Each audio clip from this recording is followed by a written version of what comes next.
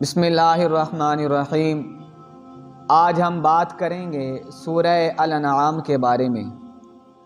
حدیث شریف میں اس سورت کے بارے میں آیا ہے کہ یہ تمام سورت اکٹھی نازل ہوئی سوائے 6 آیات کے، اور اس سورہ مبارکہ کو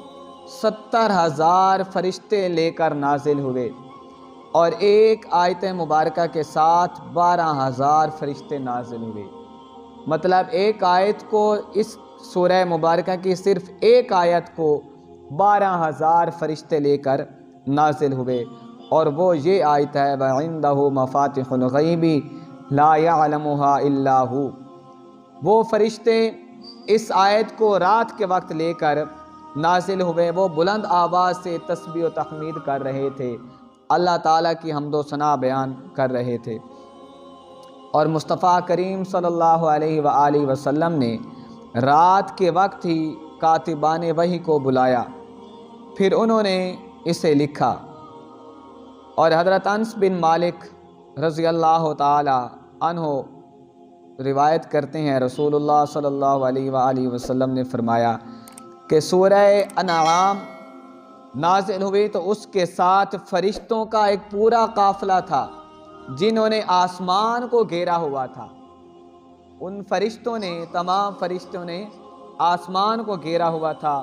وہ بلند آواز سے تسبیح و تحلیل کر رہے تھے، اللہ تعالیٰ کی حمد و ثنا بیان کر رہے تھے، اور یہ زمین، روئے زمین ان کے لیے تنگ تھی، اتنے فرشتے نازل ہوئے۔ اور اس سورت کی ابتدا اللہ رب العزت نے اپنی تعریف سے کی، فرمایا الحمدللہ الذی خلق السماوات والارض وجعل الظلمات والنور ثم الذین کفروا بربہم یعدلون۔ سب تعریفیں اللہ کے لیے ہیں جس نے پیدا فرمایا آسمانوں اور زمین کو، اور بنایا اندھیروں کو اور نور کو، پھر بھی جنہوں نے کفر کیا وہ اپنے رب کے ساتھ اوروں کو برابر ٹھہرا رہے ہیں۔ حضرت ابو ہریرہ روایت کرتے ہیں، رسول اللہ صلی اللہ علیہ وآلہ وسلم نے میرے ہاتھ سے پکڑا اور فرمایا اللہ تعالیٰ نے زمین کو ہفتہ کے دن پیدا فرمایا، اور اس میں پہاڑ اتوار کے روز پیدا کیے، اور درختوں کو سوار کے دن پیدا کیا، اور مکروہ